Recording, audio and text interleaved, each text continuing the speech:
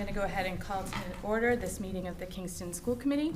This meeting is being recorded by Local Scene. Anyone intending to make an audio or video recording of this meeting should notify the chair at this time. Okay, I will do a roll call vote. Tricia Arietta. Here. Jeannie Coleman. Here. Sheila Vaughn. Here. And I am here. Okay. First, do we have any visitors here this evening? Okay. Next up, we have approval of our regular minutes of September 16th, 2024 and October 3rd, 2024. I just had one friendly amendment. At the call to order, it's just missing the 00 for the 6 p.m. September or October? Oh, September. Sorry. Any comments or discussion? I will make a motion that we approve the September 16th.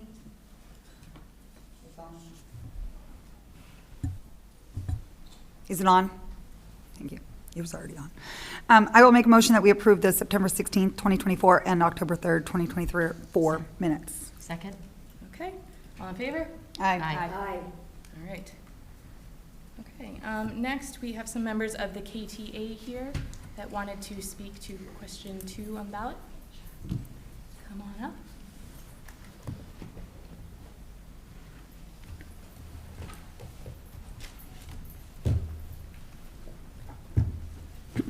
I'm sure you're, oh, is it on? Is it on? So I'm sure you all know about ballot question. Will you just introduce yourself? Oh, sure, sorry. I'm Stacia Levitt. I am a reading specialist at the Kingston Elementary School. I am also the union president. I also do some work with MTA around some legislative action. So I've been working on question 2 with them for a while now. Mary Pat Dodge. I am a grade 4 teacher at Kingston Intermediate School. I'm also what would be called a political action leader for the KTA and an MTA board of director. So we're here today to ask for your endorsement of ballot question number 2. And I'm sure you know about ballot question number 2, but if you don't, I have some literature. It's the ballot question is asking to end MCAS as a graduation requirement, not end MCAS completely, but just as a graduation requirement. I'm not opposed to standardized tests. I think they serve a purpose. I do data. My job in the school is data all day long. But I think what has happened with MCAS is it's gotten to be a little, it's taken over a lot of time in the classroom. It's taken over a lot of pressure for students. Many students, starting as young as 3rd grade, feel pressure the day of the MCAS and all year long when you start talking about the MCAS. Additionally, we have a community of learners in Kingston that it's not geared towards appropriately. Our L community, some of our special ed community struggle with the MCAS. And so we're not asking to end MCAS totally, we're asking to end it as a graduation requirement. We did have some legislation that we tried to do a revamp through the legislature with MCAS, and it didn't move through. So MTA has, talked it over with their board of directors and a lot of and their membership, and at annual meeting voted to move forward with the ballot initiative versus just having it stalled in the legislature. So we're hoping tonight you would, if you have any questions around the ballot question, if you would take a vote to endorse the ballot question. So those are our 2 main issues. And Mrs. Dodge would like to. Yes, being in an MCAS school, I teach in the school that has MCAS for all 4 grades. It can be very anxiety-inducing for these children, and it's not even a graduation requirement. Every year I have at least one, if not more, say, am I going to go on to 5th grade if I don't pass this? And that's sad to me. And at the high school level, Silver Lake has a lot of great electives, and if you don't pass the MCAS in 10th grade, you then the next year have to take a class to help you pass it for the next grade so you can get that diploma. And then those students don't have access to those extracurriculars that are available to everyone else. And that can really diminish them in their social, emotional life. So while we believe that MCAS will stay, we know MCAS will stay, we believe that having that as a metric to graduate when they can pass everything else and they just can't pass a test shouldn't deter them from having a diploma, which then can affect them in adulthood as well. Especially because in Massachusetts, we have Common Core standards and we have pretty rigorous standards. And if we're doing our job as educators and we're setting our bar high, and I believe we do here in the Silver Lake Union 31 school system, we have a high, our bar is set high and we work to the standards. I know I work hand in hand with our curriculum coordinators and our other reading specialists and stuff to make sure we're meeting the standards. And we have other benchmarking techniques that we use to make sure students are growing. We have STAR, we have DIBELS, we have unit assessments, we have all other ways to find out that students are growing. And to not pass one MCAS, I'm not like, not pass the math and not pass the biology or not pass the ELA by even a point and then get a certificate of completion and not a high school diploma. I just think we're setting kids, we don't have thousands and thousands of kids not passing the MCAS. We have a small population not passing the MCAS, but we have another population that drops out because they're not passing the MCAS. So before we even get the numbers of who's not passing the MCAS. So for one test, when you're 15 to 17 years old, that you're trying to pass and you're struggling with, the more you struggle, the harder it gets, and we're setting them up not to be able to check off high school diploma for jobs, for community college, for trade schools, for things like that. So we're hoping tonight, as a school committee, you will take the vote to pass the resolution and support ballot question number 2. We're not saying it's the perfect way this should be going, but this is the avenue we have right now to move this forward. So thank you for your time. Thank you. Or any questions or anything? Thank you. Does anybody have any questions for Stacia or Mary Pat? I don't. Oh, you don't? So I was curious, when this became MCAT, when this became a graduation requirement, if you guys knew how long So it's about been. 20 years 2003. ago, roughly. At first it wasn't. MCAS was designed to, when curriculum frameworks, they weren't even the Common Core at the time, when curriculum frameworks were put into place, MCAS was designed to see if we were teaching the frameworks and whether our students were understanding the frameworks and growing. And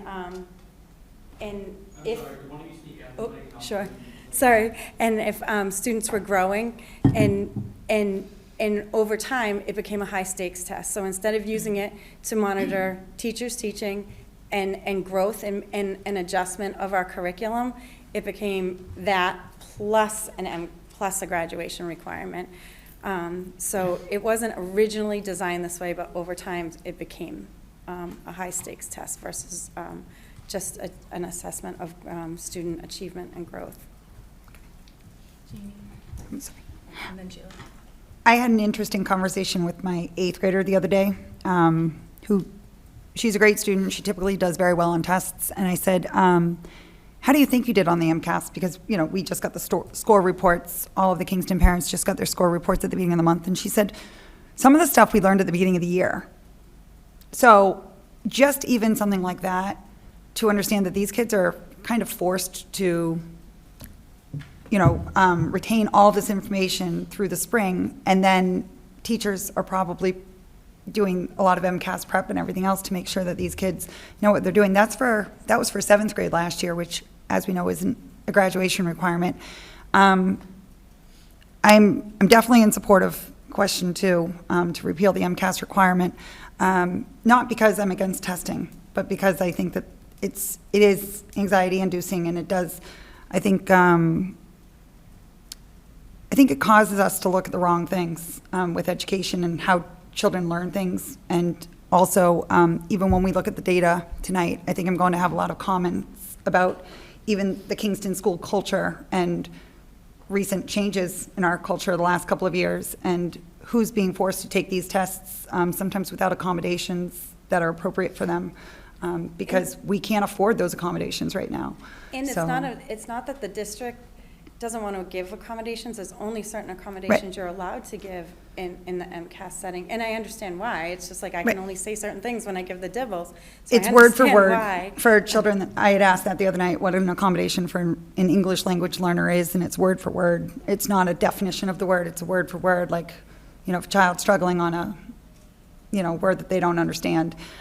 So even that, when we look at our data tonight for Kingston, I'm not saying it's not important, but I'd like for it not to be as important with everything else that we do, so. And I'd like for the whole state as a whole to look at adding, and this was one of the goals, and it didn't happen, adding other modes of modality into the, of learning and testing into the testing system, so, because not everyone is the same. And it does take time out of it.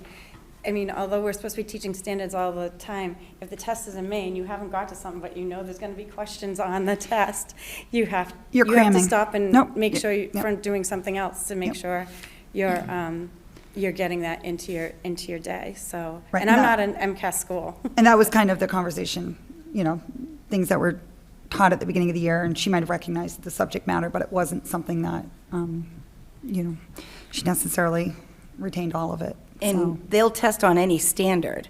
Right. So you only have a certain amount of time to teach everything before May. Like, I'll just use math as an example because that's very anxiety-inducing for me because it has the most new standards in fourth grade. 20 And to have strategies. it all done by early May, when I still have all of June to be able to teach my standards, it puts a lot of pressure on teachers to try to do that, but most of all, the kids to try to retain that information. And so that makes it very difficult. And I think that might be why the Massachusetts Association of School Committees has endorsed Yes on 2 as well. So we'll hope you will. Sheila? So just going to put my Director of Admissions for Community College over here, just to say that that certificate of attainment as compared to a high school diploma means a big difference. It does mean that they're not able to matriculate into a college program. We do have other programs that are certifications, but it really does cut them off at the knees to be able to go on and get a degree. And I think that so many students are able to, without having the MCAS, are able to function. I think that we have so many other, like you said, there's so many other standards, and to make that a graduation requirement, I mean, if that happened to me, I mean, I think about this, you know, I'm 48, but we didn't have it when we graduated, and you wonder how many of us would have actually graduated and got through that. So I'm definitely a yes on 2, so. Thank you. So we hope, I do have resolutions if you choose to vote that way. And so thank you for your time tonight. Thank you. Oh, do you want to? I just have one other question, Sasha. How many kids actually fail the MCAS? So like, that don't it's get not as high as you certificates? think it is. Okay. The dropout rate is actually higher.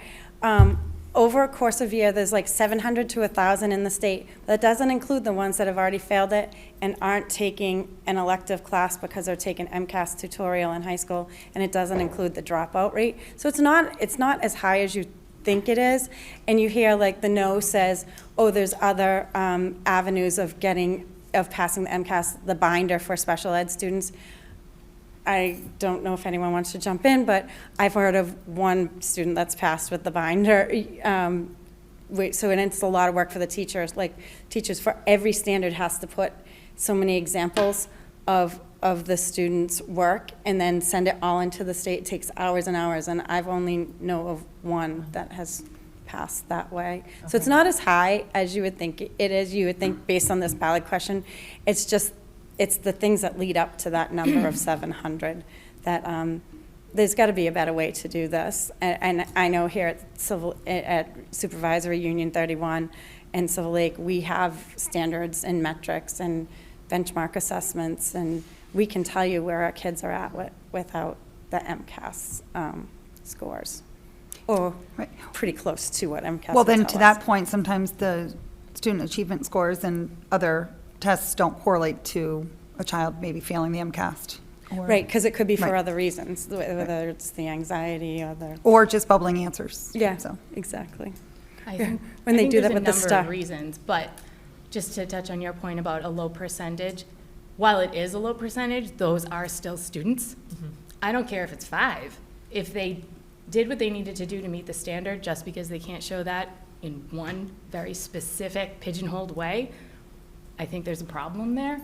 And I do think it isolates the disadvantaged population students as well. And I think that's problematic. Absolutely. So I very strongly personally support yes on 3. 2. 2? I don't remember which one 3 is. Oh, I do, yeah, they don't want unanimous, so. So does anybody want to make a motion? I will make a motion that the Kingston School Committee supports, endorses, yes on question 2 And this for is the just- ballot. You can have your own wording, but this is MTA's resolution, I put Kingston School Committee on the bottom of it. But you can use your own words. Thank you. Thank you. Oh, I love this stuff. Thank you. And we thank you for your time.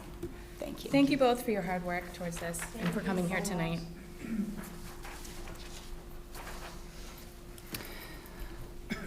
Okay. If everyone agrees with the resolution, I'll read it, if you want, for the motion. Take a moment to read it.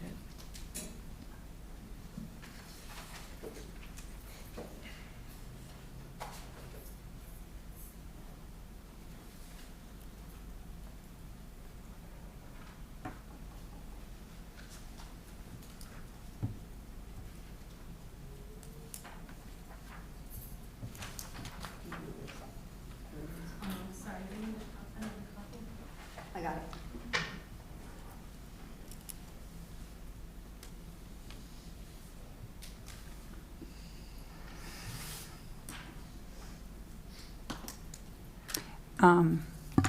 May I ask that we strike this one here, as it's redundant in this one? The only difference is this one also says students of color. And which one do you want to strike? The first one. So it's the third from the bottom. Because it's all redundant in the next one.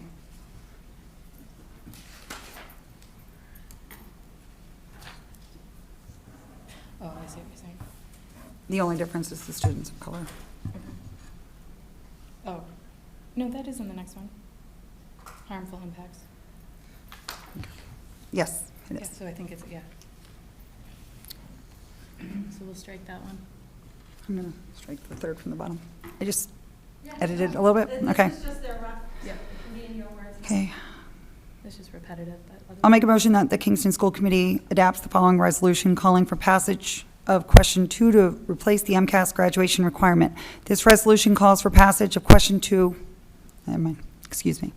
Whereas access to high-quality, publicly funded education is a guaranteed right written into the Massachusetts Constitution, and whereas the goal of public education is to teach students essential foundational skills such as reading, writing, and arithmetic, and to develop critical thinkers, engaged citizens, and lifelong learners, and whereas the bedrock of the Commonwealth's world-class public education system is strong, statewide standards that are uniform throughout our public schools, and whereas the MCAS is significantly limited in its ability to accurately and effectively measure whether students are meeting the Commonwealth standards and developing the skills they need to thrive after high school, and whereas the most effective measures of whether students are meeting our strong statewide standards and developing the skills they need to succeed in college, the workforce, and beyond are educator-led assessments such as projects, papers, tests, and group activities that are conducted throughout the school year, and whereas the punitive use of MCAS as a high school graduation requirement has restricted curriculum and shifted the focus of education in our public schools toward meeting a test score instead of fostering an environment of creativity, critical thinking, and real teaching and learning that helps students realize their full potential. And whereas pediatricians, researchers, and school counselors have warned of the severe impact of high-stakes testing like the MCAS graduation requirement on students' mental health and well-being, and whereas using MCAS testing as a high school graduation requirement has prevented or delayed thousands of students from earning a diploma, thereby interrupting or derailing education or career plans, with especially harmful impacts on students of color, low-income students, students with disabilities, and students for whom English is their second language, and therefore, let it be resolved that the Kingston School Committee supports passage of question 2 to replace the MCAS graduation requirement and require instead that districts certify that students have satisfactorily completed coursework demonstrating mastery of the skills and knowledge required by the Commonwealth's strong statewide standards in order to graduate. Second. Do I have to do a roll call vote? Okay. All in favor? Aye. All right, great. Thanks.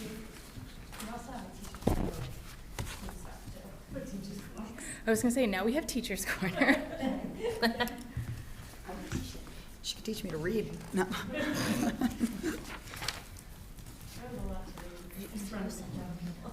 Hi, everybody. I'm Shannon Borgeson, School Adjustment Counselor at Kingston Elementary School.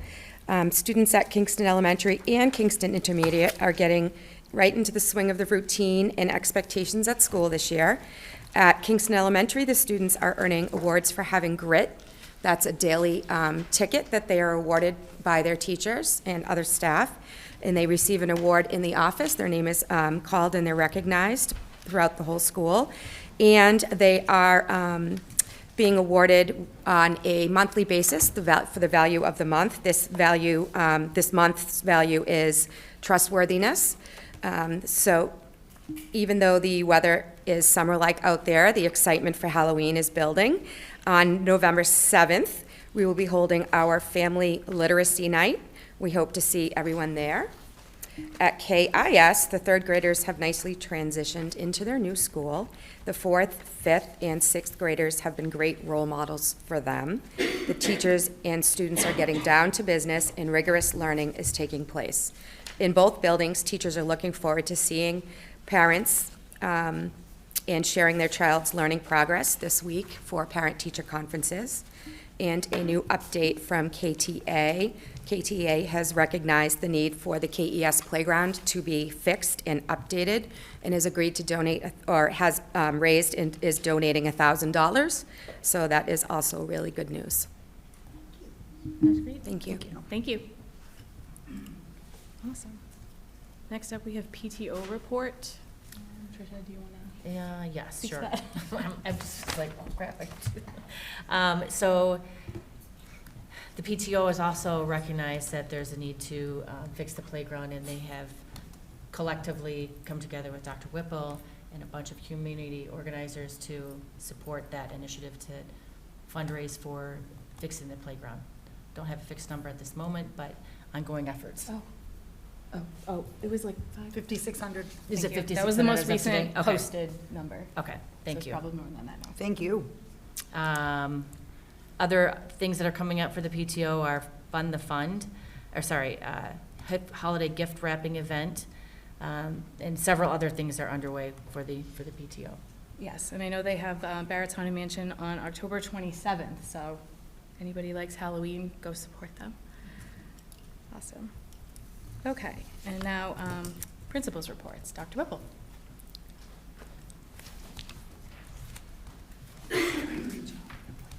All right, good evening, everybody. So as Mrs. B said, our value of the month is trustworthy. So on a weekly basis, students are sent to the office for positive office referrals, I should say. And so that's if they show trustworthiness in any part of the community, in the school community, they receive recognition for that.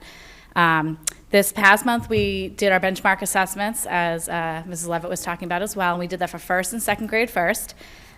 During that time, after they get their benchmark assessments, we do a community meeting with the students, I should say Mr. G does, and then Mrs. Levitt, Mr. Coughlin, and I meet with the grade levels and talk about the data and analyze it, and have celebrations, and also like what do we need to work for this term. We just finished our kindergarten dibble, so we'll look forward to doing that with the kindergarten staff, which I have a note to talk to you about. Last week, we celebrated Unity Day, so that's where the whole community wore orange. And Unity Day was first established in 2011 in the U.S., and it's just a way to talk about kindness, acceptance, inclusion, and to prevent bullying happening in school. So a lot of families might hear the word bullying a lot because it's talked about during second step, so it's a big conversation during class time. Outdoor classroom update. So we have our plans. The concrete was poured, and we talked with the high school. I have a meeting tomorrow, and we are looking to hopefully start building in the spring, because they're working on a big project right now, the high school. So we're excited to have the high school kids physically at KES to start building that pavilion, and then we'll work on what the seating looks like. So that can't come soon enough. So playground, that's been a lot of chatter and a lot of talk, but a lot of awesome things are happening. I think what's pretty amazing is to see these little kids, kindergarten through second grade, put themselves out there. For instance, we had a bake sale. I just showed up. Everyone did all the work. But $725 for one bake sale. That was this weekend. The weekend before was a $685, and they set the goal for $200, so they like tripled that, right? Nino's is awesome, always a great part of the community. She raised $200 for the playground as well on Friday night. Including the KTA, it looks like totaling with that KFE 5,000, the 1,000 from PTO, it looks like we're at just over 13,000. That could be give or take, because we also sat at the soccer fields and baseball fields with Trish this weekend, and we collected money.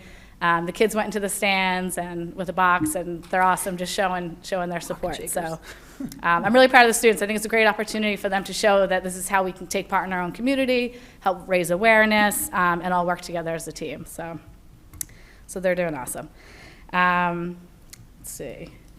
And then I have, that's it for my updates, but then I have the presentation. So do we roll right into that next? Yes. Or I think there's a flyer too. Yes. Is I that Girl remember, I Scouts? wrote it down. I think it's a Girl Scout one? Yes. Okay. So in your folder online, everybody has a flyer for Girl Scouts.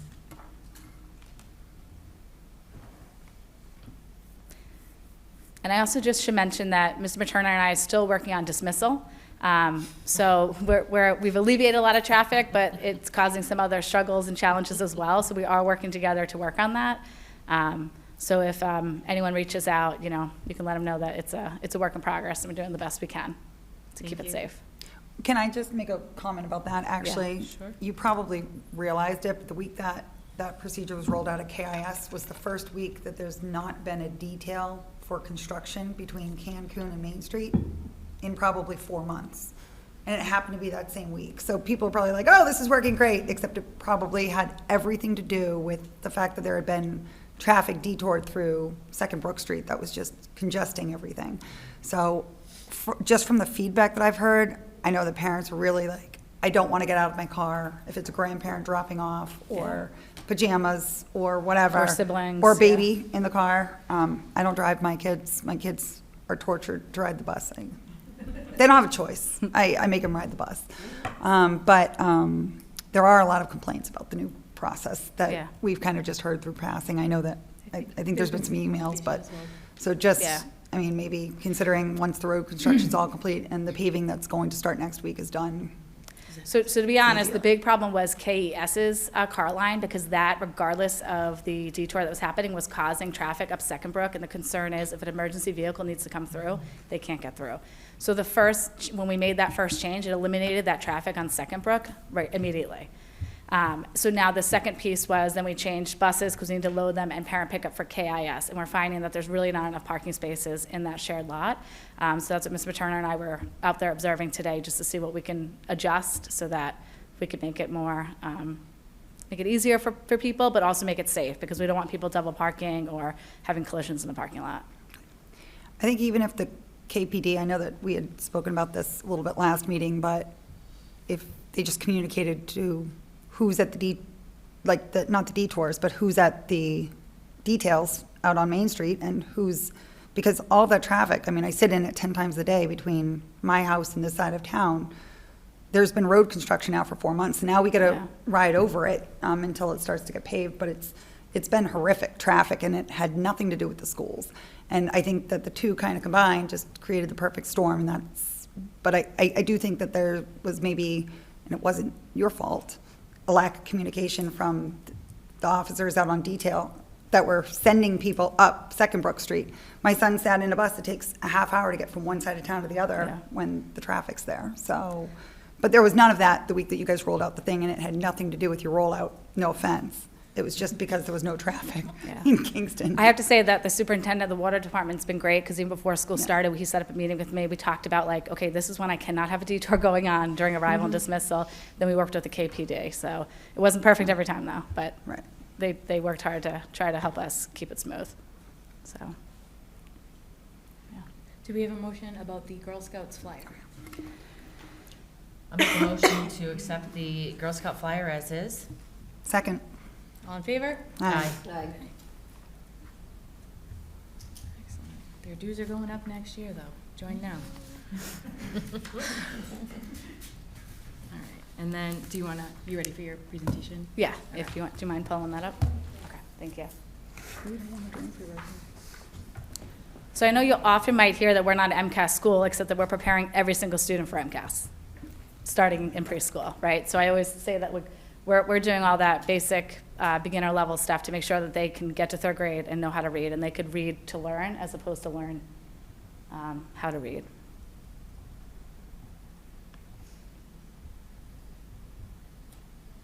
I don't know if it's easier as if we're going through the presentation, if you want to hold questions to the end, if that's easier, or if you want me to stop kind of by grade level. Just giving Emily a chance. Can I just ask a kind of probably a weird question? Is there a reason you're doing the presentation and not Mr. Materna? Or Oh, I'm is just this- doing K to 2. This is But- just, they're each gonna do Is this it. just like dibbles or what? Yes. what Yeah, are you- but Dibbles and Dibbles. Stars. Yeah, Okay, yeah. thank In you. your folder, there's a slideshow. I'll pull it up. Sorry, I'm still looking at the Girl Scout flyer. I want was to be like, able to, wait, I want to be we're able to celebrate K to 2 because they're doing awesome work. So I'll speak quickly if you want. Where's my dibbles? All right, I think Emily's back in, so, where's perfect.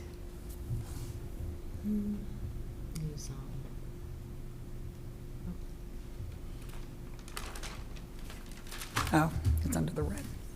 I was looking for the other one. Found it. Found it. Nope, that's his.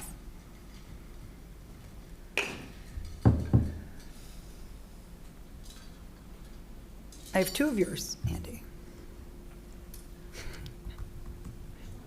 Two. That You first get an one, yeah. award. Yeah.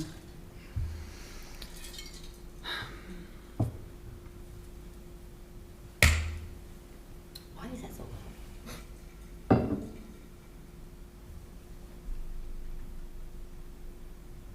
Sorry, it looks like it's just a PDF, so you can just slide to the. We have it. Oh, okay. Public.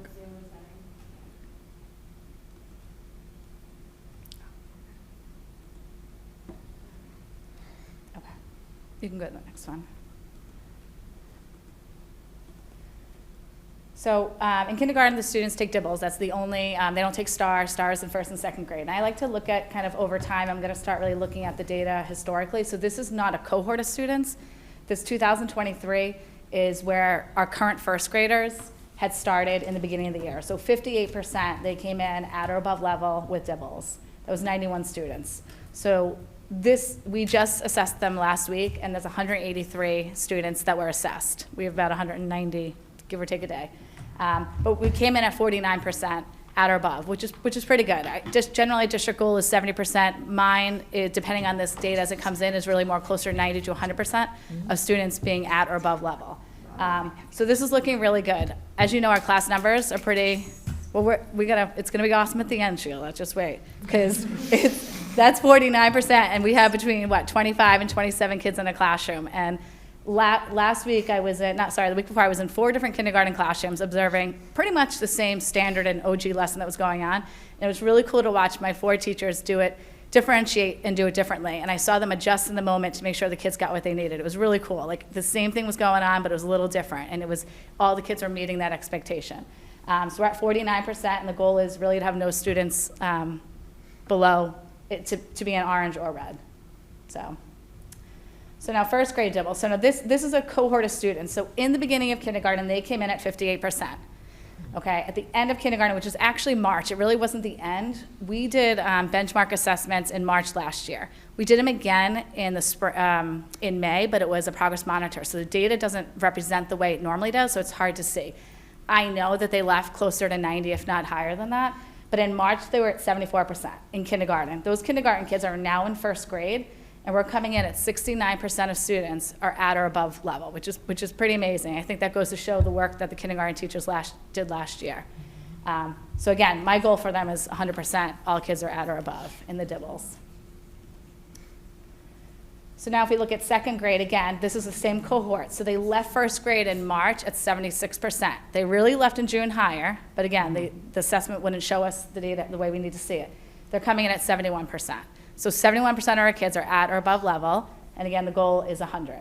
So we don't want to have any students, regardless of backgrounds, needs, experiences, to be in the red. So that's pretty good coming into September. So I'm psyched to see the work that they do. This kind of goes back to, I think, Gina, you made the comment about correlating. So at least early literacy reading, we know that it may not correlate to the MCAS. And I just want you to take note of the two different charts here. This is the first year we're doing math for STAR. But if you look at the headings, there are a little difference between early literacy and math. So I just don't want it to be confused. So the early literacy and reading, 68% of our kids came in at or above. So that's our current first graders that are coming in at that point. Now, this is the first time they took math. These students have really never used Chromebooks. They're used to touch screens, they're used to iPhones, they're used to just using their fingers. So I expected this number to be a bit low. They did have the accommodation. They all had the test read to them because we want to make sure that we're testing mathematics and not their ability to read and do math at the same time at this point. So 30% of our kids are at or above. I have no doubt that that's going to increase, especially with them learning how to use a Chromebook, increasing the literacy skills and also the math skills. I'm excited we're finally doing that assessment as well now because I think it's just another way to assess the math. For second grade for reading and math, so I just did this one a little differently. So the first row is the reading, and the second one is math. So reading, we're coming in at 49% at or above, and then for math, we're coming in at 44%. I think when we go back and we look at those DIBELS scores, every single one of my teachers, generally all my teachers are classroom trained in OG. So they're all teaching OG about 40 minutes a day. And when I tell you, if you just walk in the hallways, you can see it happening on the walls because Mr. G and I were even in the second grade hallway today and we're like, just their handwriting's impeccable because they're learning how to form letters appropriately. And every teacher's using the same language, the same vocabulary, and that's happening K through second grade. So I think their consistency in the teachers' work that they're doing, making it multisensory, making it more hands-on is really paying off here. So we're psyched for those results. And this is just the stuff we've been working on. So I kind of talked about the OG. They're using a lot of decodable texts that are connected to comprehension because that was the piece I was very worried about is making sure kids, that's great they can read, but can they comprehend what they can read? And are they comprehending at higher levels? So really focusing on depth of knowledge questioning across all areas. Differentiate instruction in reading. Writing this year, we're implementing common assessments. We're excited about that. We're going to do that twice this year. And in math, we're really looking at centers and how we can create opportunities for students to work in small groups more, have it be differentiated, and making sure that their math skills are at grade level and we're assessing all the standards because that STAR assessment is in the back of my mind as one of our weakest points at this point. So we're focused on more observations during math classes right now. And utilizing formative assessments. I think part of that got cut off. I'm sorry. So that last one is utilizing formative assessments to support teachers to provide interventions. So throughout the year, we do have data meetings. We meet one-on-one with teachers or in groups, small groups of teachers to look at the data. We look at their formative assessments to say, okay, how's it going? What do you need help on? How can we intervene? Maybe it's the groupings, maybe it's the interventions. Do we need more support? Do we need to go to MTSS? So I don't know, I'm psyched. I'm really proud of my teachers. I'm proud of all the work they did last year because it really paid off and you can see it. And I think our kids are lucky that they can come in feeling pretty good about themselves in September. So, any questions? Actually, I just have one small Yeah. question. I don't know if you'll know the answer, but I'll ask anyway.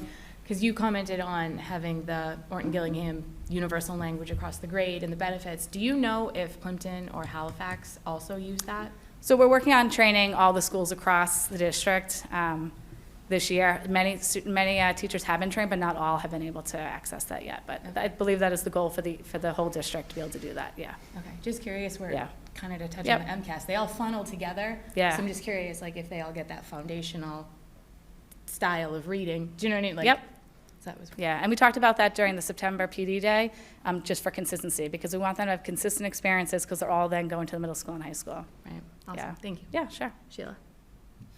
literally that was what I was going to say about Owen Gillingham, because I'm just like, but, you know, I know it's a little bit expensive to do that. Are we offsetting some of that? Because I know that, like, I can't say enough about Owen Gillingham, I love it, but isn't it a kind of expensive to actually, to run or to get the certifications on it? And I just didn't know if there's ways to us to help with that, to offset it, because I do think it's important to have the district have that, and I just want to see if there was a way for us to help offset that, because we want the teachers to be, to have that instruction, you know, and be able to do that. And just for clarification, it's not the, I don't know if it's like level 1 certificate, it's a classroom training. So it's not like an OG certified teacher, but it's a classroom training. So it gives a classroom teacher the tools to teach it. But we need the So there's different certification. levels. We want the certifications, and we want to pay for them, right? What's that? Yeah. Yeah. I just feel like it's so important to Yeah. have that certified training, because you Yeah. also don't want to burn out the people that actually are certified to be teaching that too. So I feel like it is kind of one of those things where the more certified teachers you have, I think great. I think it's awesome to have them to learn it, some of it, but I also think to have the certification in it, I think is great too. So I don't know. A little bit more about that in my update. Thank you. Yeah. And, You need a bigger printing budget because they printed a code per yeah. kid. Yeah. And I think it's also like a fine line, right? So like what one kid needs, not all need, right? So like phonics is really important. We got to teach kids how to read before they get to 2nd and 3rd grade so that they're reading to learn. But some kids come in with a lot of those skills too, depending on what their background was. So just making sure we're also making it rigorous and making sure they're accessing it at higher levels too, you know, so. Great job. Thanks, proud of my teachers, yeah. Any other questions? Thank you very Yeah, much. okay, thanks.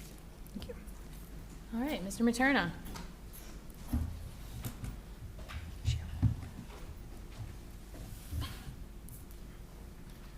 Good evening. Andy Materna, the principal at KIS. So the flyer has been approved for both schools.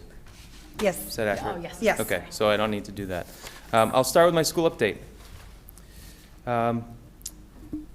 Last month, we talked about an air quality testing by the MTA that was done on the 17th. That was done last week. And I'm working with Mike Lawless on the results of that test to see what we're going to do moving forward. That's where we are right now, is we don't have results. Last month, I talked about some open positions at KIS. These positions, although I was successful at fulfilling many positions, other positions have opened up, including a daytime custodian. And I'd like to sign off for Brian Ferrara, our custodian who's retiring this year. Thank you, Brian, for 24 years at KIS. Thank you for everything you've done for us. We have lunch and recess aid positions available, a special education teacher that's available, and special education paraprofessional position as well. This year, as something that I'm trying to improve on, I've begun a monthly KIS newsletter that I'm sending out to families. If anybody has any feedback as to this information is nonsense, or I'd like to have this other kind of information, I'm just kind of throwing stuff out there, but if there's something that's more valuable or tangible for the parents in the community, I welcome feedback to improve the monthly newsletter. Dates are always helpful. Dates are in I'm there. assuming those are yep. going in there, but Yeah. dates are most helpful. Thank you. Carrie was talking about our new arrival and dismissal procedure that began last Wednesday at KIS. I've been fielding a lot of emails and a lot of feedback. Been walking around out in the parking lots, talking to parents, just trying to work things out. I do want to highlight that these changes were made to increase the safety. There was a couple things in mind, specifically around a merger with cars and buses that we were taking note of, and the traffic that was backing up into the KIS parking lot. So the rationale behind the changes was really to increase safety. I know that it doesn't look that way in the parking lot right now. We'll continue to adapt to the needs of parents and dismissal, and just to make it as safe as possible for our students. So thanks, Carrie, for all your help. Thank you, parents. Thank you, guardians, for being patient during these changes. We really appreciate everybody coming together. I'd like to talk about a yellow tulip project as an initiative spearheaded by Silver Lake High School students Ava McNeil, Taylor Cupp, and Reese Halesk as part of their junior year civics project. The project aims to raise awareness about mental health and break the stigma associated with it. Silver Lake High School students they planted bulbs a couple weekends ago, 100 yellow tulip bulbs in the front of KIS. And they'll be returning in KIS for spring for a presentation about the importance of mental wellness. So pairing with these girls, they're doing a great job. And they reached out to me, and we met and we looked at different areas at KIS where these could be planted. So I'm really looking forward to having these beautiful tulips popping up in the spring. So thank you, Ava and Taylor and Reese for doing that. I appreciate it. A couple other things that I didn't add on my list, but I want to thank the CTE program for helping out cleaning up the courtyard again this year. Another kind of way that KIS is getting people involved. I will be looking for a more sustainable program to keep the courtyard looking nice. It kind of needs to be revamped, but I wanted to say thank you to the CTE program. And this is year 2 of our PBIS initiative, and the kids are loving with Eagle Wings and the Eagle Bucks in the school store. I'd like to thank the PTO for helping out with the school store. It's really something positive that the kids look forward to each and every day at KIS. And that's it for my principal's update. Any questions on anything, or? I think Sheila's, it was an Eagle Scout project, right? The courtyard initially? right? Initially, a number of years ago, the courtyard was an Eagle Scout project. I don't know if it entails the entire courtyard or there's a water feature that we're looking to get back running. Not now, it'll be frozen. Sorry, I was saying, like, I remember it being like this and like that. There's a placard in there that denotes the Eagle Scout project. Yes. I wonder if we can just, do you know if it was 199 or 49? The troop number? I wonder if we can just put it on 49's radar, maybe for some maintenance. I know that there's only about 10 kids, but.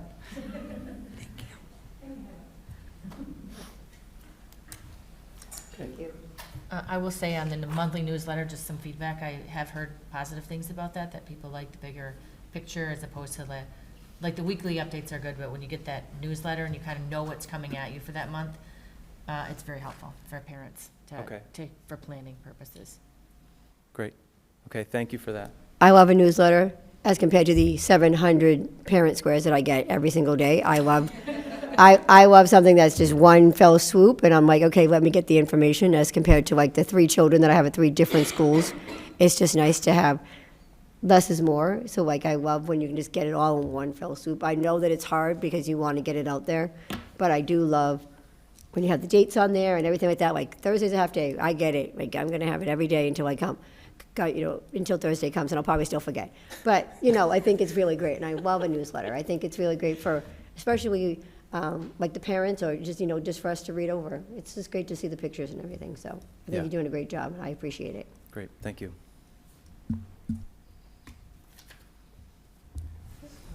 Okay. The MCAS presentation. That was daunting. So I'll talk, a format for this is that I know that there's going to be some questions. I'll present an overall accountability slide, and then I will break down MCAS according to ELA and math and STE. So our details of accountability, we look at these overarching pieces of accountability, including achievement, student growth, high school completion, progress towards English proficiency, chronic absenteeism, and advanced coursework completion. These are the major components of accountability. For accountability over the past several years, overall classification, last year, not requiring assistance or intervention for the overall classification. The reason for classification was moderate progress towards our targets, and the progress toward improvement targets, we had 49% moderate progress toward our targets.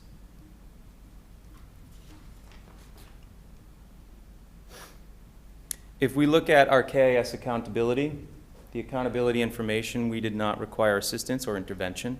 The percentages here for school accountability for the past few years, you can see that they've kind of taken a dip in 2003, and we're working our way back up from last year.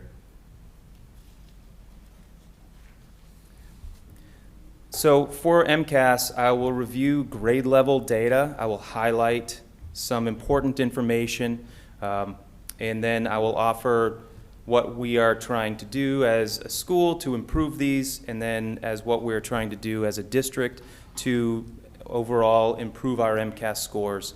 I'll pause after ELA and take any questions if you have any questions about specific data. But first, let's start with statewide information.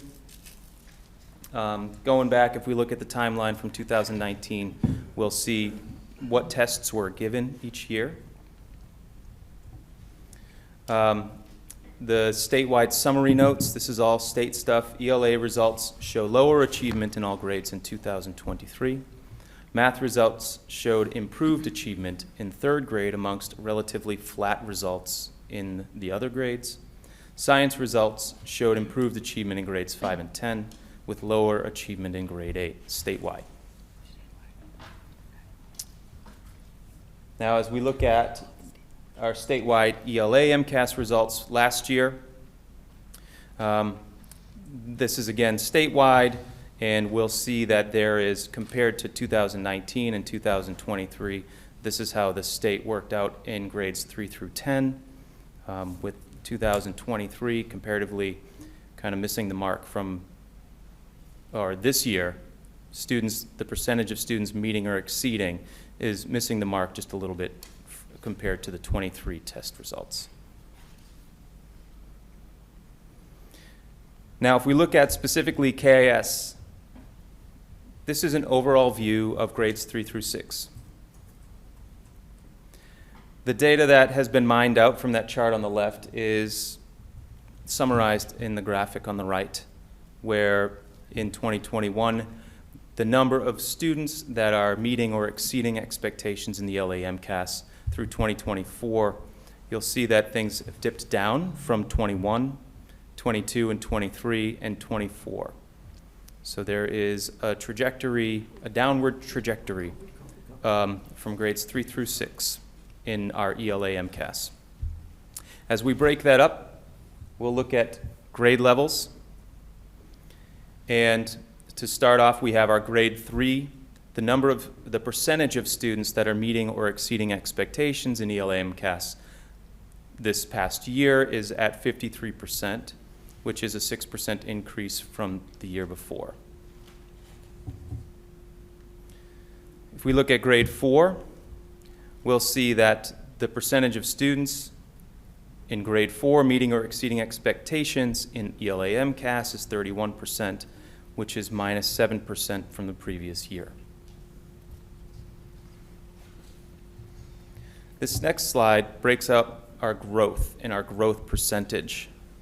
And this is a busy slide, so I'd like to draw your attention to the information down the bottom with the number of students that are achieving moderate, high, or very high growth.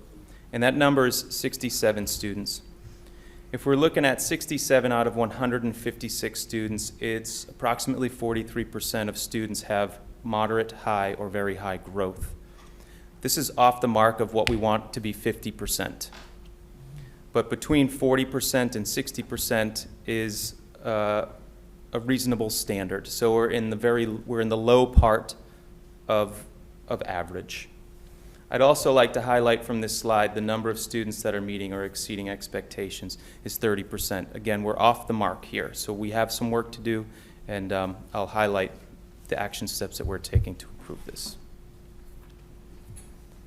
If we move to 5th grade, we can once again see that we are off the mark from the 2023 percentage with our meeting or exceeding expectations of ELA MCAS, with 33% of our students meeting or exceeding ELA MCAS. This next graphic once again shows the growth.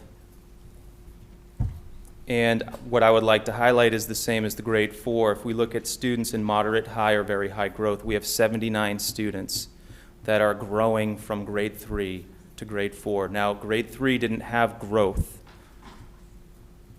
because they didn't take MCAS previously. I'm sorry, we're in grade 5. So there's growth from grade 3 to grade 4. Now we're in from grade 4 to grade 5. What are those students doing? So 53% of our students are in moderate, high, or very high growth. So they're performing better in 5th grade. If we carry on, we'll see grade 6. Grade 6, 2024, the percentage of students that are meeting or exceeding expectations in the ELA MCAS, we're at 52%. Again, off the mark that we talk about for 70%, but we're seeing improvement when related to the 2023 percentage.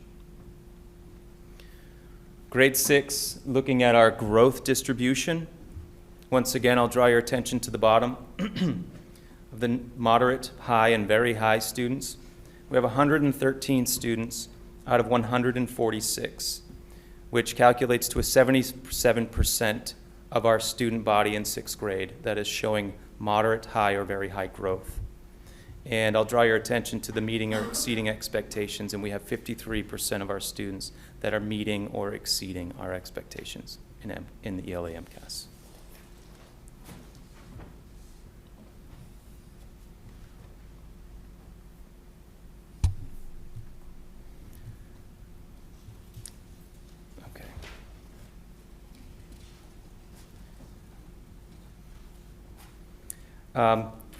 So what are we doing here? What are we doing with the information? There were a couple slides that were omitted, I think. I think we need to use the, oh, I think they might be out of order. There's 2 packages in there.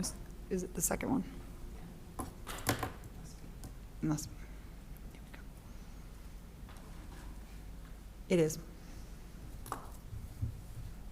Right. Yep.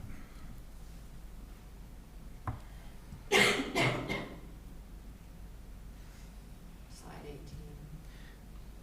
Yes. Found it. It's a very robust report. I told you you gave us 2. Very fancy. Okay, great. So taking a look into subgroups of all of this information, I wanted to offer some information to the committee about our students with disabilities. Currently, we have 118 students with disabilities. We have 39 students that are EL or former EL. We have 141 students that are low income, 225 students that are high needs. And that's out of an all-student population of about 600 students at KIS. How does that impact our scores? If we look at our ELA MCAS, we can see that students with disabilities, EL, former EL students, low-income students, and high-need students have this impact of our MCAS scores.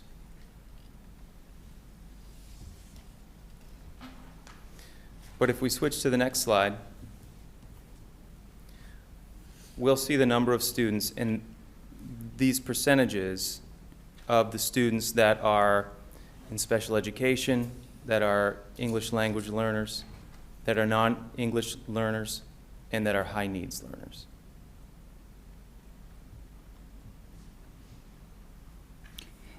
May I just ask a clarifying question there? Students with disability and high needs, what's the difference? Like when we're looking at that? I'm sorry, thank you. Would you mind just going to the I'm podium to sorry. answer? Sorry. Sorry. High needs includes 2 or more subgroups, so it might be low income, students with disabilities, English language learners, former English language learners. 2 or more will put you in the high needs category. Those are indicators for students that are at risk for failure. Thank you. So some of this data is repeated, just, There might be students. okay. I'm sorry, just, yes, thank you.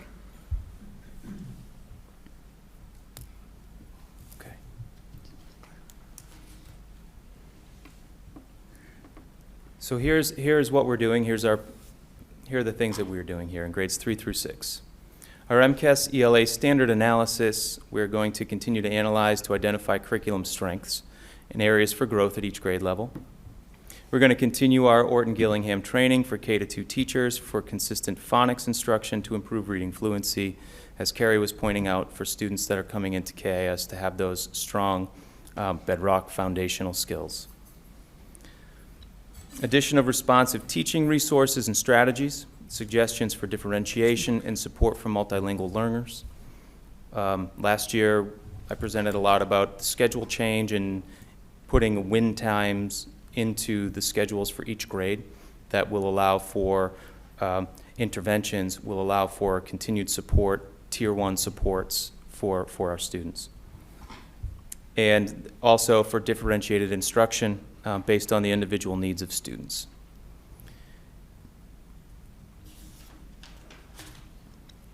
For writing, we are in year 1 implementation of grade level writing benchmarks to assess narrative, information, and opinion writing, creating district-wide consistency for writing at each grade level, including common school writing language, routines, rubrics, and protocols.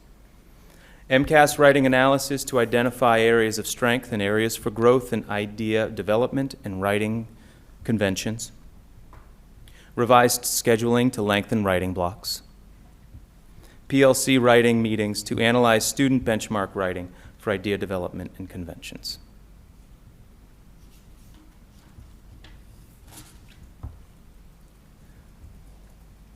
Any questions about ELA? How many of these students were just eligible this year to take the test for the first time? Do you know? Out of these subcategories? And I believe the definition that was given me the other night was for an English language learner, you have to have been in the district for at least 1 year before you're eligible to take the test. Yes. Okay. So many of these kids, this was the first time they took it, right? Yep. Because if I'm doing my math, many of them have been here for almost 2 years. Right. November of 22. Yeah. November to January of 22, 23. Yeah. Thank you. I'd be happy to get that number for you and drill down a little bit more. That's okay. I'll make my point. Thank you. If we look at math, grades 3 through 6, our statewide mathematics, again, this is going back now to statewide, but specific to math, so this isn't just Kingston. The percentage of students meeting or exceeding in 2024 compared to 2023 in grades 3 and 4 across the state, it has improved comparatively to 2023. Grades 5 through 10, nominal change. And as we get into our overall mathematics KS, grades 3 through 6, it's a very similar format to the ELA. The data can be looked at, but the data that we're going to focus on is the number of students that are meeting or exceeding expectations in mathematics in the MCAS. 2024, we had about 49%, which is static from the past few years.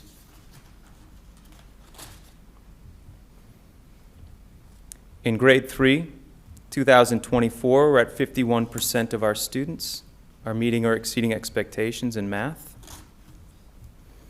And once again, there's no growth from grade 3, but we'll show the growth in grade 4.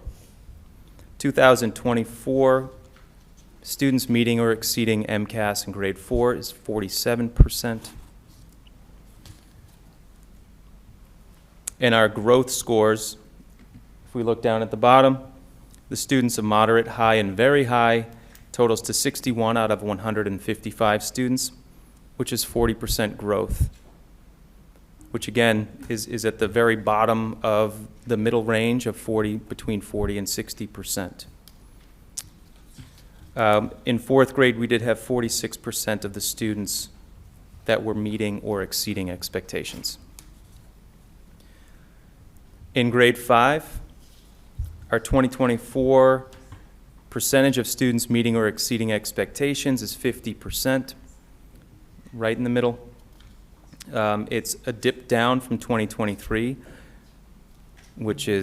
but it's a lot higher than the 21 and 22 scores. Our growth distribution for 2024 for 5th grade in math, 93 students out of 150 students, which shows that 62% of our students are showing moderate, high, or very high growth. And 49 students are meeting or exceeding expectations. In grade 6, 48% of our students are meeting or exceeding expectations. And the growth distribution is 83 students out of 147, or 56% growth, and 48% of students meeting or exceeding expectations. If we break down our subgroups, it's similar with the math from the ELA. And something I'd like to highlight on the next slide is this bell curve of students. The students with disabilities, ELL, and high needs of the low income, those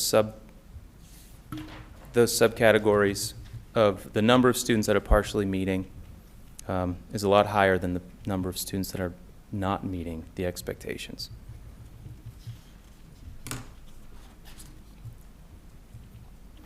If we look at our math subgroup of comparisons of the percentage of students meeting or exceeding, you'll see the similar chart as to the ELA. I'd like to point out that the grade 5 and grade 6 EL, the number of students was below 10, so it does not compute to a percentage. So that's why that says NA.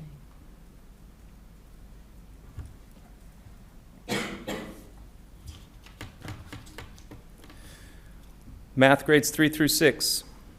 We're continuing our Tier 1 core math program and Envisions in grades K through 5 and our Big Ideas in grade 6. Our K-12 math program review assesses the math curriculum needs moving forward. We're starting that cycle review. Our digital classroom supports, surveying teachers to identify our software program and funding to identify programs to continue and programs that need to change. Our benchmark data analysis, our STAR math assessment in grades 1 through 6, continue to implement our data meetings and analyze our math data and our student needs. Part of that data analysis, too, is looking at the different tiers of instruction and how we're supporting our students. Our MCAS data analysis also analyzing the math standards performance at each grade to determine grade level strengths and areas that may need supplement. And as far as interventions, we're providing targeted interventions during each intervention block, including our win times. We have push-in and pull-out interventions and support for math and ELA, and we'll continue to work those. Any questions on math? Our science, technology, and engineering MCAS results. At KIS, grade 5 is the only grade that completes the STE MCAS. We'll do a statewide an overview of the state, and in 2024, 45% of the students in Massachusetts are meeting or exceeding expectations, which is 3% higher than 2023. At KIS specifically, grade 5, 2024, we're at 54% of our students are meeting or exceeding expectations.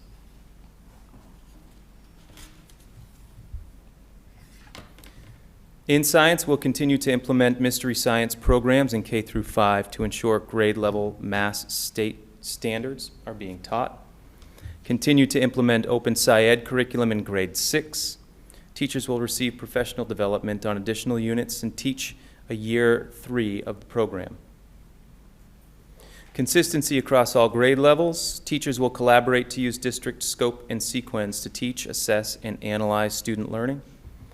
MCAS to inform teaching, continue utilizing our MCAS questions into each grade level's teaching and assessment to gradually expose students to the high levels of reading and responding of science questions.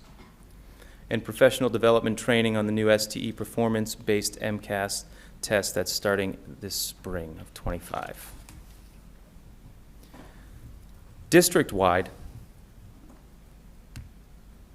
we're working with Research for Better Teaching, training district leaders and teachers and coordinators, Orton-Gillingham training for reading fluency, multi-tiered system of supports, our EduClimber platform to assist in MTSS and data analysis, our professional development that focuses on student performance data, grade level planning to write and read during social studies and science to supplement ELA standards.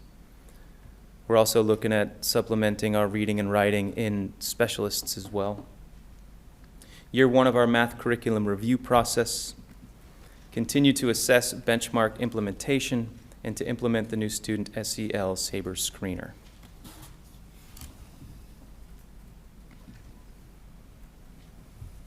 Can I just ask you what is that new screener? The SABRE screener? Yes. Chris, can you talk to that SABRE screener? Yeah. It's an SEL screener that students are going to be taking. It's on the Renaissance platform, so the same platform that they take STAR on. Mm-hmm. It's basically going to be grade appropriate and sort of just ask kids, if they are, understanding curriculum and those kinds of things. So we're just starting on that now. It's part of our district strategy for district improvement. Okay, thank you. Okay. Does anyone have any questions for Mr. Materna about math or science? Can I just say the 6th grade did go up? So I think in the math, which is and by double digits, which is huge. So I think, to me, I just look at COVID, so that's all I see. I mean, I really honestly just see COVID in for 3 years. So I feel like we're just in this really weird blip. I feel like the teachers are doing an amazing job, and I do think that we have very different circumstances than some other towns as well when it comes to the students that we are servicing too. So I think the teachers are doing an amazing job, and again, vote yes on 2. There you go. Thank you, Mr. Materna. Thank you very much. Can I just add Yeah, Jean, go sorry. ahead. I guess it's not really a question, but, and thank you, by the way. I had sent out an email requesting some of this subcategory data. So I don't know if that was intended to be included or not before that, but I appreciate it because I think these ELA and math subcategory group comparisons for students that are meeting and exceeding expectations tells us all we need to know about the population of students that we have within our buildings. Specifically, if you look under English learners, we have less than 20% of English learners for math and ELA that are meeting and exceeding expectations. 0%, that was in 3rd grade, 0% in 4th grade with 13 students. No percentage in 5th grade, there's 6 students there, and no percentage in 6th grade. And then if we look at the non-English learner, which would essentially say the students that are not requiring an additional language accommodation to take these tests, our scores comparable to all students, 2% higher for 3rd grade, this is just math, 3% higher for grade 4, 2% higher for grade 5, and the same for grade 6. But again, going back to that English learner, if you look at it right there, there's only 2 students that are English learners in grade 6. This data is important. We don't really talk about it very much because I think it's probably a political sticking point, but we do have a high population of students in our schools that meet several of these subcategories, but I don't want to use the phrase they're tanking our scores because I could care less about the scores, to be honest with you, but it is an important subcategory to look at because everyone wants to know why our MCAS scores are going down. It's in our face right here, and it's answered in the data. Our scores aren't going down for the majority of our students. Our scores are lowered because we have a majority of higher need students in our buildings. And I think that needs to be discussed in real time, that this is these are students, they impact our budget, they impact all of our services that we can provide to our students, and they deserve a quality education as well. But many of them, from the looks at these scores, are not meeting Massachusetts standards right now. So we're working on getting them there. But I think that data is important because I think it answers to why some of our scores have gone down this year. So I'm glad that it's included in this because I think last year when we had the data presentation, many of those students hadn't been eligible to take the tests that spring because they hadn't been here a year. Now they've taken the tests. So we know that they are bringing more needs into our building, and therefore we know where we're working with that. And I think that that's important. I think it's something we need to be able to speak to when we're looking at this. So, but I also think in regards to the rest of the data, I'd like to see the tests not as important. So, and I know that it is. I know that taking tests are important, but I don't know, Megan. That was it. Sorry. Thank you. Yep. All right. Anyone else? Okay. Thank you, Mr. Materna. Thank you. Okay. Did you say something? No, I'm good. Just elbow Jeannie. What was that? I said just elbow Jeannie. Kidding. But I wanted to hear what you had to say. Maybe. Okay. Next up, we have Sarah with the financial report. Thanks. And grant awards and acceptance. Thank you, Madam Chair. In your digital folder for tonight, you will find the financial report. Your microphone, Sarah. Sorry. So sorry. That's okay. In your digital packet tonight, you will find the financial report. If you recall, you're going to notice some differences with the financial report.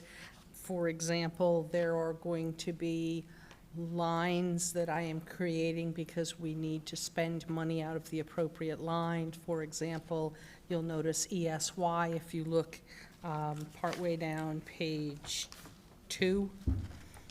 There are, halfway down page 2, there's a list of accounts where there is no budget. We actually budgeted the funds for those in a special ed tuition line because that was the only thing we had for it back in March, in February and March. But as we were paying the staff this summer, we paid them out of the appropriate line. So you're going to see some inconsistencies like that where it looks like there is no money, but there actually is. And I just wanted to call your attention to that again. There is money, it's just in a different place. I know I keep saying when I have some time, I will move it. When I have some time, I have a lot of other stuff that is more time urgent. So what I wanted to ask is, are there any questions? Was there anything you saw on the financial report that you had a question about that you would like to discuss? No, Megan, may I ask a question about process? Mm-hmm, sure. I'm not going to ask you to create our budget for next year right now, but when you go to do that and you now take the new. Sorry. When you go to create next year's budget and you're taking the current new version and plugging in next year's figures, how accurate may that be, like when you roll it out for us in January? I guess I'm just wondering because the town I know is So trying to request. We had a leadership team meeting on Thursday, and I rolled out the chart of accounts, the function codes from the Department of Education that we should be using. Had a great conversation with the principals about how things are going to look different, walked through the different items in the chart of accounts and told them that we will be budgeting next year appropriately based on what it should look like.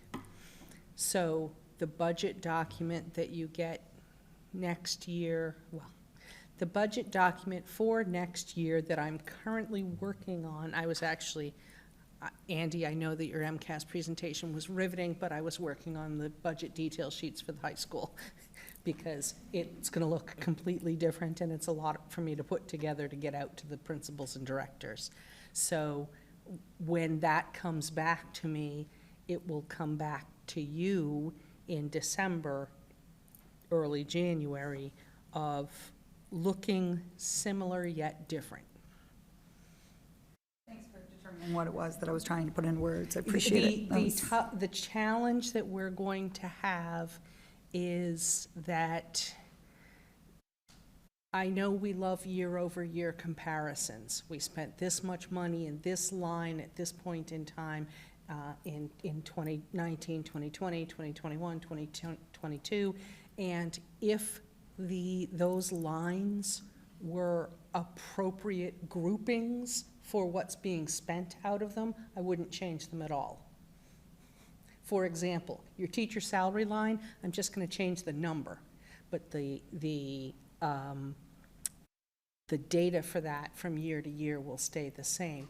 But sometimes we have account lines that have things smooshed in them that should go in other places.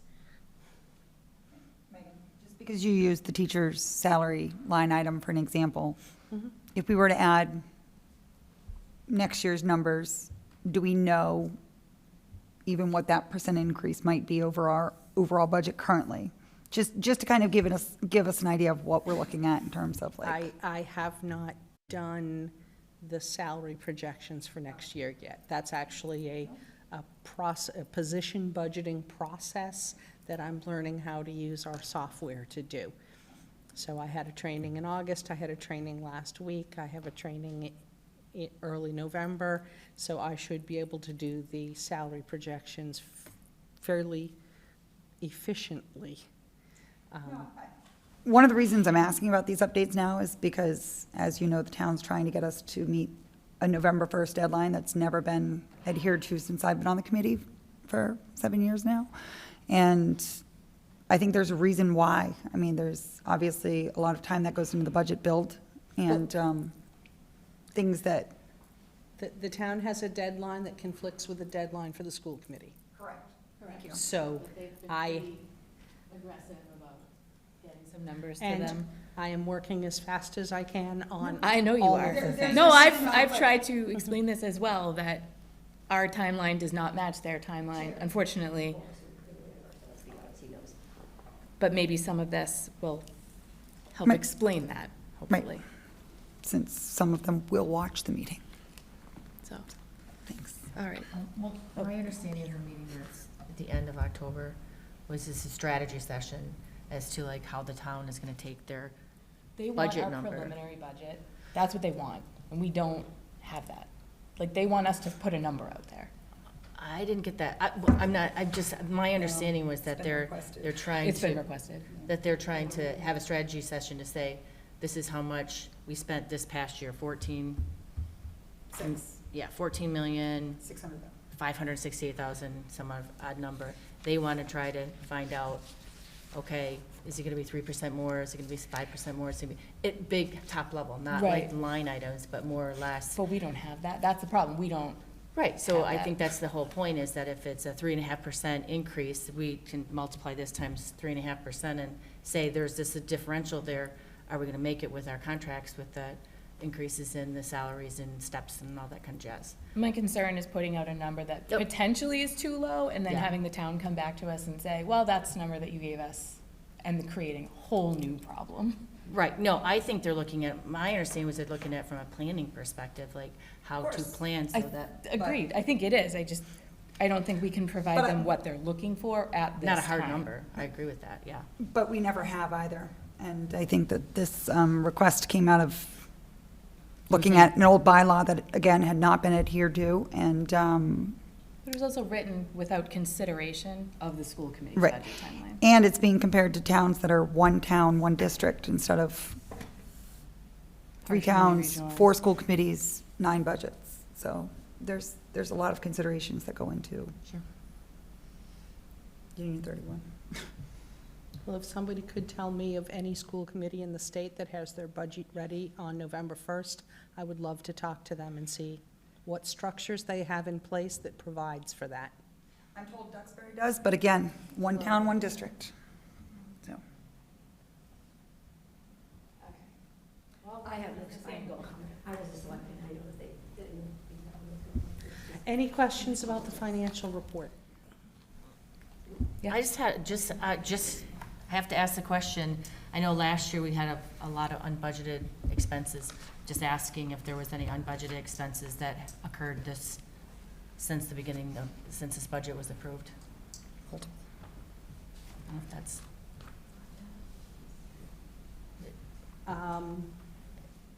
Overages or things of. I mean, I would say the para, but that was Yeah, covered that was covered by, yeah. Right, there, so That's any- it. anything I feel like last year there was a number of positions that were added that were called out in one of the presentations that we went through that said these were unbudgeted. I didn't remember going through that like in the fall, so I'm just putting the question out there. If there's not, and we already covered the one para, then fair enough. good to check in on, Yeah. I think, when we meet, yeah. Off the top of my head, I don't have an answer for that right now, but we'll certainly be prepared for that question our next meeting. All right, any other questions for Sarah about the financial report? Okay. So the next thing I have for you tonight is grant awards. So by federal law, we're supposed to accept federal funds that come in to us. So I have put in your school committee packet a printout from the Department of Elementary and Secondary Education. It's called the State and Federal Entitlement and Allocation Grants for the district. What I will mention to you is the first grant that is on here is the Early Childhood Special Education Program Federal Entitlement Grant, that we call it the 262 grant. That is actually on the DESE website in error because that's for the preschool and the preschool belongs to Silver Lake. So DESE has done the correct work of transitioning that money into the Silver Lake grant allocations, but they just haven't updated their website yet. So that $17,215 there actually belongs to Silver Lake. But if you take a look at the rest of this list, that is the 240, the Individuals with Disabilities Education Act. That is our large special ed grant that we get each year.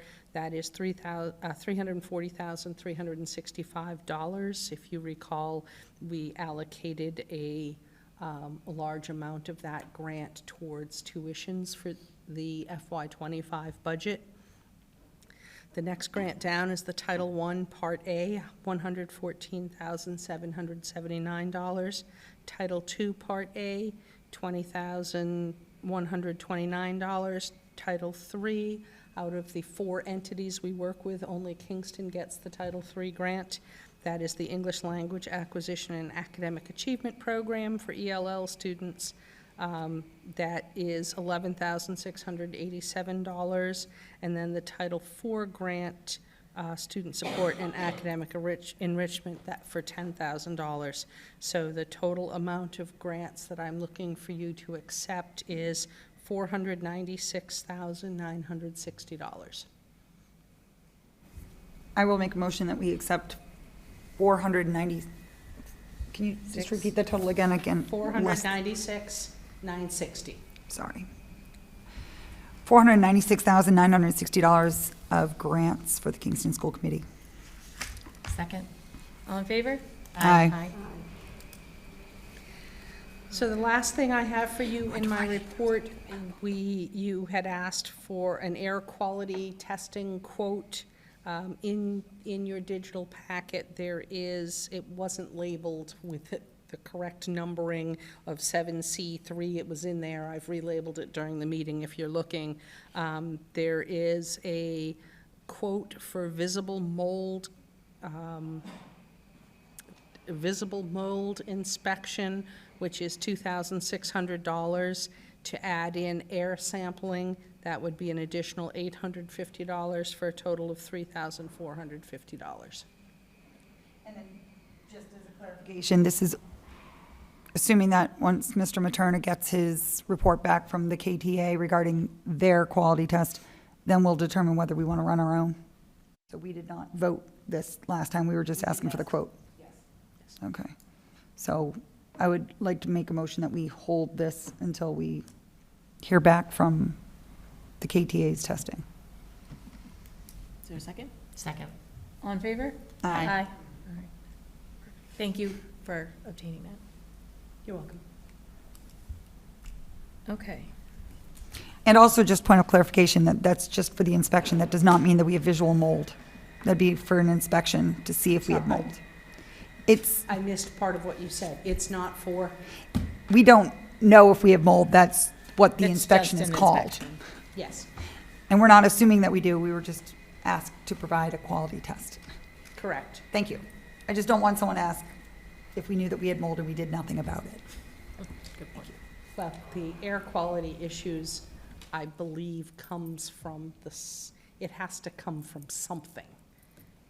So, Right, but. We don't know that we have air quality issues either. It was just something that Correct. was requested. Yes. Yep. Sorry, just want to make sure we're not. Okay. Fair enough. thank you. Okay, next up, we have Assistant Superintendent, I do want to Dr. know that I do need to leave, unfortunately. Oh, okay. Okay, sorry, We guys. still have a quorum, so, thank There's you. still a quorum. Happy birthday. Thank you. Thank you for joining us this evening. I'm sorry. Um, It's only 7:30, so. Okay, next up, we have Assistant Superintendent, Dr. Tricia Clifford. All right, hi, everyone. I have a few things to go over. The first thing is we're starting a curriculum review cycle. You probably heard some people mention that. I'm sure Andy and maybe Carrie mentioned that. We're starting a curriculum review cycle. It will start this year with one specific content area, mathematics. So this year we'll examine mathematics. The review for math will span over the next 2 years, and next fall we'll begin the same process for science, technology, and engineering. And it will be a 2-year review for each content area until all the content areas have been reviewed. So we're going to start with math first this year. It'll be 2 years. Next fall we'll start with science, and then we'll continue with the other content areas. You probably saw the packet in your folder, and it outlines the different phases that we're going to undertake for the curriculum review. And the idea behind this is to make sure that our curriculum is aligned and supports our strategy for district improvement, school improvement plans. Curriculum development needs to be a part of this plan. It's back to what folks were talking about earlier today, which is that we want to make sure that our curriculum is aligned. We want to make sure we do that in a timely manner. We want to make sure that we involve administrators and teachers in that conversation. So our K through 6 elementary curriculum coordinator, Brian DeSantis, and our 7 through 12 math curriculum coordinator, Dan Correa, are going to form a math steering group that will be meeting a few times this year and next year, but we'll begin the work of really looking at what are the things that we want to look at as far as curriculum instruction and assessment. And it also will help with our budgeting too. The idea is that if we very strategically look at our curriculum and the alignment, we'll be able to make plans and make budgetary requests in a timely manner. The next thing is on September 26th, which feels like a long time ago, but it really wasn't, all the teachers in the district were able to focus on their educator evaluation goals. So all the teachers have, and administrators too, have a student learning goal and a professional practice goal. This was time to look at data, to talk with their colleagues, to meet with administrators or curriculum coordinators, to discuss their goals for the year, which are all due on November 1st. And the next piece is on November 5th, we have another professional development day. I'm really excited about this day. We have lots of things planned.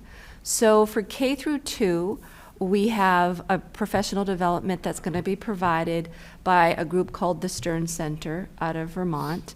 And what they're going to do is they're going to begin really what I see as that comprehensive lens for classroom OG. And what I mean by that is that they're going to start with professional development related to structured literacy and the science of reading for all teachers K through 2. So this will be a great PD where, and many of our teachers have had different professional development related to these topics, but it will really enable us to have a consistent, thorough approach to all of the K through 2 classrooms throughout the districts, and it also will enable us to have some shared vocabulary about these things. So that's for K through 2. For 3 through 6, we're going to be focusing on writing, and Brian DeSantis is going to be leading the writing work for those grades. And also, as a caveat to all of this, Brian and I brought together a K through 6 group of teachers, representative from different buildings, to ask them what they wanted to do. The OG and that piece, the classroom piece, focusing on structural literacy, and the writing came out of those conversations. So we were able to also tap into conversations with teachers. And specialists at the K through 6 level will be working with their 7 through 12 counterparts in departments. And then the 7 through 12 folks will be in departments led by curriculum coordinators to continue the work with alignment in data analysis and curriculum planning that they started on September 3rd. And another important thing that's happening is a literacy needs assessment. This year, we're partnering with the Hill for Literacy, which is a consulting group, to help us conduct a K through 12 literacy needs assessment. The Hill's going to collaborate with us to identify any things within our K through 12 literacy that we have that are strengths, and then areas that we can improve upon. So basically, they're going to hold focus groups with teachers, ask questions, examine the curriculum, examine all of these things, to generate a report that says these are the things that are really going well, and these are the things that we would recommend that you continue to do, or that you do in addition. It really will give us a baseline of K through 12 literacy and addressing a lot of the things that we talked about tonight. And from that should yield a literacy plan that, again, is a strategic approach to kind of what are we doing, how are we doing it, what is the timeline, and all those things. So that information is also in the packet. And one of the other things we've talked about is the data teams that have been meeting throughout the district at each one of the schools, looking at the data and then using that. I went to a great meeting at KES where the talk was really around what are we doing, could we continue doing these things with a grade level team, and ways that we can improve. And the last piece was that on the 8th, Jill and I were able to attend the National Honor Society induction at the high school, which is always a great thing. So that's it. Great, thank you. Does anyone have any questions for Dr. Clifford? Trisha. I do have a question, and it's as a taxpayer in this town, and I kind of am looking at this big picture and thinking there's $14 million we've been spending on our school system here in KES and KIS, and then there's the MCAS measurables that we see. And then I see like all these curriculum changes and population changes and literacy check-ins, and it just, as a taxpayer. Bring your mic closer. Sure. As looking at the school system and the value that you're getting for what we're spending on education. Bang for your buck. Pardon me? Bang for your buck. Yeah, bang for your buck. I look at this and I say, as we see the MCAS scores kind of declining, people can say what they want about that tool, but that is the tool that we have to measure. What do you think the biggest driver is for some of these results? Is it the population changes? Is it, if we ask the town for 10% more next year, I'm just saying, how are we gonna? I think it's a combination of things. I think it's hard to just pinpoint one thing in particular. I do think that the work around looking at is the curriculum aligned? Makes a lot of sense, right? Is what we're, at every grade level in every classroom, are we addressing the standards to the level that we want to? Are we using assessments, just, common assessments that don't have to be standardized per se, although we're using those with STAR and DIBELS and things like that. But also, not only are we providing the curriculum, but are we doing assessments, even formative assessments, to say, do students understand it? And if they don't, we need to do it a different way, differentiate, or go review, use interventions. So I think a big piece is the alignment. And I also think I'm a strong believer, and Carrie presented tonight, that early literacy is really key, that learning learning phonics, learning how to read, learning how to become a more fluent reader and being able to comprehend is huge. Those K through 2 years, all years are important, but the K through 2 years are really important. We know that when kids learn how to read before the end of 2nd grade, that we've really set them up for success in math and in science and in other fields. So early literacy, to me, is a really important piece. And again, the part of the math work that we're doing and why math is going first is because, I think our time with Envisions runs out in the spring, and I really want us to look at a comprehensive curriculum that's something that's teacher-friendly, that can be used in the classroom effectively, and that also addresses the standards in a way that is is really providing those. So I think it's lots of things. So that's why we're doing these things.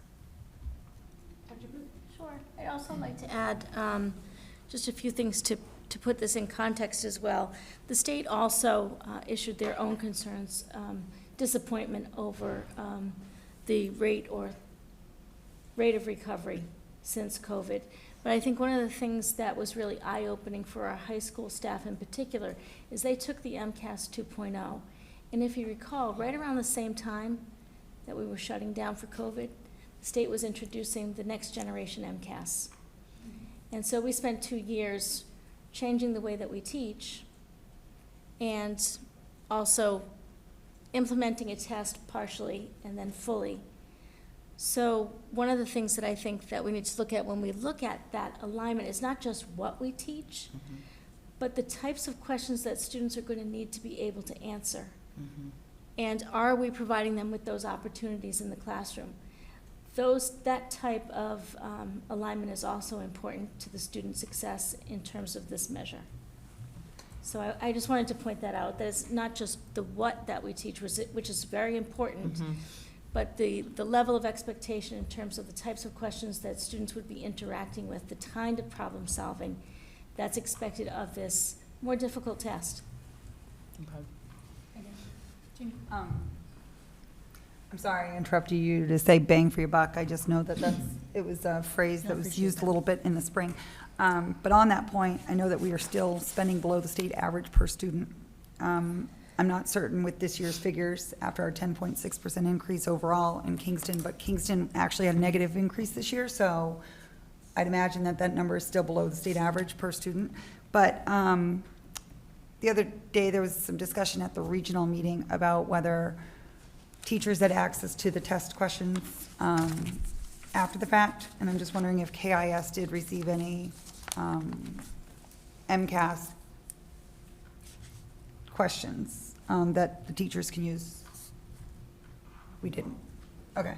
But they, generally speaking, just for sort of past practice, there are items that are released. There's a whole grouping of items that are released. Generally speaking, those are what you use. And we talked about this the other night too. It's another piece. In some ways, it's what Jill was speaking about. It's not teaching to the test, but in all fairness, it's really fair, in my opinion, to provide students with like opportunities so that they can try answering questions in the way that they're formatted, or even taking one question and answering 3 different parts, A, B, and C. Like, if you haven't done that a lot, it's something that by doing that, you learn how to do that. Like, did I answer all 3 parts? It's some things that they will experience as they get older in lots of different formats, is not necessarily teaching to the test, but having some, being familiar with how to take a test, I think. Yeah. And I just want to clarify that I didn't mean, did you receive the test questions? I just meant, I know that sometimes MCAS does release so that teachers can correlate the data with their standards. Thank you. Thank you. Okay, Dr. Prue. So tonight in your packet, you'll find some October 1st enrollment numbers to look at. The first one, homeschool enrollment for grades K through 6. Kingston is up by 4 students since last year, but down since 2021, when it reached an all-time high of 34 students being homeschooled. In terms of homeschool enrollment at the secondary level, Kingston saw a slight increase of 2 students, but overall, homeschooling in the secondary levels is down by 7 students. Student enrollment, K through 6 in Kingston, has been on a steady increase. And student enrollment in Silver Lake, as anticipated, has increased. If you recall, we added pre-K and the substantially separate young adult program at the high school to our October 1st chart. And we updated our regional agreement to include pre-K at the Silver Lake level and not in the Kingston numbers.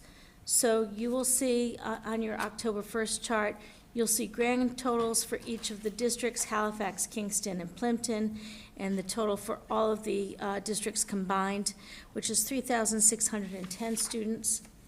And then you'll find how these enrollments impact the assessment percentages as well as the shared cost percentages. And you'll see that Kingston's assessment percentage is up to 57.4%, and that Kingston's shared cost percentage is up to 60%. So those are 2 numbers for Kingston to be aware of. The next thing I want to talk to you about before we talk about the budget timeline is the MSBA project, and we have gotten further than ever before, but no news yet in terms of whether or not we've been approved. We did receive feedback on the article that we proposed for the town. That has been submitted to the town, and the town administrator, Keith Hickey, has confirmed that. Today, I contacted him to share with him that the MSBA will also be looking for the motion language prior to the fall town meeting. And so we'll be working on that as well, should we be approved for this project. The next item is the budget timeline. And you spoke about the budget bylaws for the town versus the state requirements for school committees to have their preliminary budgets and then their budgets voted, which is different than the town bylaw vote. We do have it listed here, but as you know, it's not possible for us to present a preliminary budget. We do have a meeting scheduled with the town administrators to review some of the trends and some of the requests that they may have for us in creating our budgets moving forward. But tonight, I'm looking for you to provide us with some guidance as to how you would like the budget presented this year. Typically, we present you with a level services budget, and then the principals provide additional items outside of that number that they also believe are important and necessary for the students of their school district. Again, we're looking for you, if you want us to present in a particular way different than that, to please let us know. Megan? Yes. May I weigh in on that? I mentioned this the other night after a lot of discussion in regards to the regional budget, and Sarah, I'm sorry if this sounds like I'm going to totally ask for a flip. I believe that due to the constraints this year regarding specifically Halifax's budget and Kingston's budget, that we may be both looking at an override based on what we were told in the spring. I am wondering if maybe we should kind of do the process backwards, in which you'd present us, say, a 3% increase and show us exactly what that would mean in terms of all of the cuts, with the principals working with that, and then what that would look like. And then we can build from there to determine what we absolutely cannot live without within our budget. And if it does not seem like a feasible process after draft number 1 in January, then, I mean, obviously this would require everyone else to agree with that request, but we can't look at a 10% increase this year and then ask the principal to make cuts, or then look at their wish list item, because we already know that we'd have to say no to all of the wish list items. So I guess, being that we have no idea what this is going to come in at, if we can maybe ask our principals to show us what a 3% increase would look like, and then be able to go from there and build our budget. Knowing that last year was an anomaly, and we had, I believe we were at an 11% or 16% decrease to our budget. So just making sure that we understand that what we're going to be looking at this year is going to have to be comparable to what Silver Lake brings forward, and then Kingston's portion of that, if that makes sense. I don't. I was gonna weigh in on that just a little bit, and this is like my second budget cycle, so maybe you already do this, but in terms of the whole budget number, understanding what portion of it is like a teacher increase. Oh. In regards to the whole budget, we have like a 14-something million budget. We have contractual numbers that we have to. That's not my car.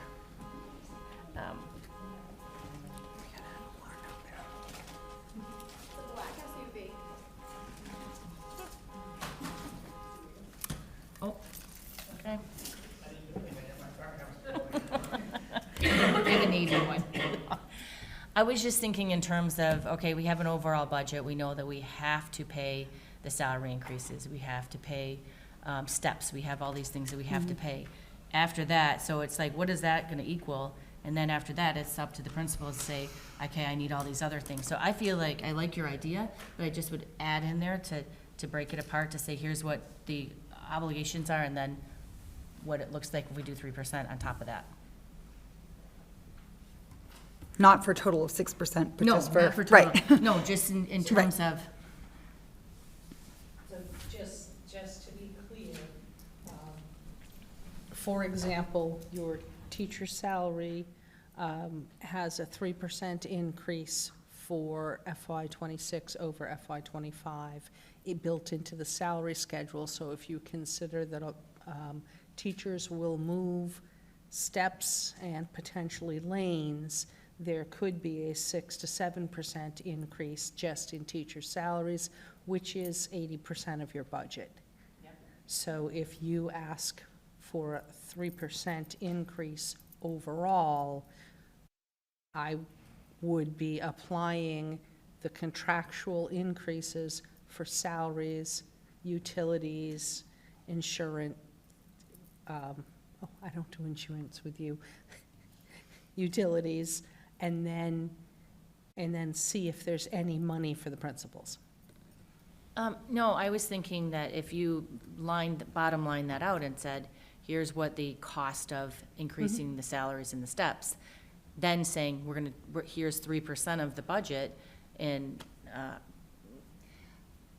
Yes. in the 80% or whatever that is, and minus that, whatever that number left over is, plus 3%, what that looks like. Does that make sense? That's, I guess I'm asking that we see the most bleak picture of our budget in January, instead of being like, oh, this is what we're going to start asking for. And then we also respectfully hear a wish list item, and a couple of years ago, I think Megan might have been on the committee at that point, but I remember we went for a vote, and there were like 3 of us that said, I didn't realize that that didn't include one of these wish list items because there was so much confusion. This was also while we were meeting online, but we didn't realize that something that had been brought to us that was an absolute need wasn't included in there. And, you know, we were revising our budget at like the 11th hour to include a wish list item, but not to include other things. It was something that I think that we were just maybe looking at our budget process a little bit backwards. If we're looking at the most bleak picture to say, in order to get your 3%, because that's what the town's going to ask us. They're going to ask us 12 times, how do you get your budget to this number? And I don't know that 3% is what they're requesting. I think they said 3.5. 3.5. But in order to get our budget to this, we are losing 43 staff members. I think we just need to look at our most bleak, and I don't know that. That was a guess. But our most bleak picture first, and then work our way back from that, because we do have autonomy over our budget, and as much as I don't think any of us want it to go to an override, we need to be able to answer to the numbers that we're asking to put forward. And I think by presenting it that way, we're not saying, well, this included XYZ. We already know exactly what we'd be losing if we were breaking it down to that amount. I just think respectfully, I think if you know, here's our teaching staff now, and we're gonna have to pay this X amount of dollars to meet all these contractual obligations and steps or whatever, then there's that plus number there. Before you even start to get into 3% plus 3% for the buildings, I just think people need to kind of understand what that looks like if you don't add anything. Just to make it really clear, like, before you add a drop of anything else, this is what your increase is gonna be no matter what. Like, I agree. and then say, all right, then I need the building principals to come in and say, this is what I need, and let the dust settle, because then you're gonna say, if we can't meet any of those things, then unfortunately, that's gonna look like the bleak picture Jeannie's painting, but at least everybody knows where we stand. So if it's $14 million right now, and we add all the salary increases and steps in there, and it looks like 20 million, just exaggerating, we haven't added anything, people kind of know, like, okay, we're in, we just need a starting point. I think it makes it easier for people to understand too. I mean, people complain they don't understand our budget, it's not transparent, and I setting it up like that might make it a lot easier for the town to kind of understand where we're coming from. And if numbers go high, at least they can see exactly where that's coming from. Dr. Prue? I would ask that if that's the approach we're going to take, that we move as quickly as possible to define what we're actually going to move forward with as a proposed budget, because in the meantime, if you have people thinking that we could cut up to X number of people, our newest teachers will be looking, because they will have the least amount of seniority, and we may lose people. So I don't have an issue with presenting the budget in that way, but I would recommend that if that's the way we're going to approach it, that we move quickly so that people who are in fear of their jobs know where they stand as quickly as possible, so that we don't lose good staff unnecessarily. Right, and I think the only reason I even thought about this the other night is just because I'd hate to go through 2 or 3 months of budget presentations thinking what we present to the town has any chance of passing, when the town is being as aggressive with us right now that there's potential Kingston and Halifax could be heading for an override, in which case, But on that note, since we were such a negative percent increase last year, I'd imagine that we might not even meet near that. So what are we still going to be in the negative this year for an increase, percent Dr. increase? Bannerisi, do you want to go to you look like you have something to say. Sorry. I just want to make sure that I'm understanding, if we're negative 16% increase from the previous year's budget, where are we at this year? You have to remember how your income, you also have income coming in. Right. So you're not going to have circuit breaker as much funds Right. that you had last year. You're not going to have Because it's going to the extraordinary relief funds like you did last year. And your special education funding, right, is mandatory, like the teacher contractual obligations. So if you're starting out with 3.5% increase, and you know that your contractual obligations are, as Sarah pointed out, are going to be somewhere between 5 and 6, and special education costs are going to go up for out-of-district placements and new students on IEPs and things like that, then really at the end of the day, what are you left with? Right. So your income or your revenues that you normally would get are going to go down, your expenses are going to go up. Right, and just to clarify to the committee that the circuit breaker funding that we're not receiving is going to Silver Lake this year. So that's going to hopefully offset that 38% increase last year. Right. Could be bleak. I mean, just so Sarah's clear on the expectation, Right. what are we expecting in terms of the budget? Can you recap one more time, like how you guys did the budget last year versus like what you normally, just to kind of, so we can compare and contrast? Normally what we do is Sarah will take all of our contractual expenses, not just the projection for salaries, but any contracts that we have to pay. She does estimates based upon what we spent in utilities from the previous year. We put all of those things into the budget. The principals tell us what their costs are going to be, whether they be contractual costs for their HVAC maintenance or their copy machines, or they make estimates based upon how much paper they used last year. They might reduce it, knowing that it's going to be a difficult year, and try to do with less in some of the more flexible areas. But what they're doing is they're building a budget based on all of the programs that they currently have, what it would cost us if if all of the staffing remains the same, what would it cost us to keep all of the current staffing and programs in place? And that's the number they had given you first in the past. Then we provide you with the number to get to a percentage of what we would have to cut to get to that percentage. Sometimes certain things can be paid for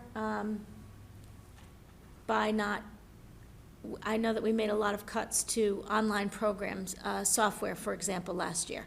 That helped us to a degree. But the reality is the bulk of our budget is salaries.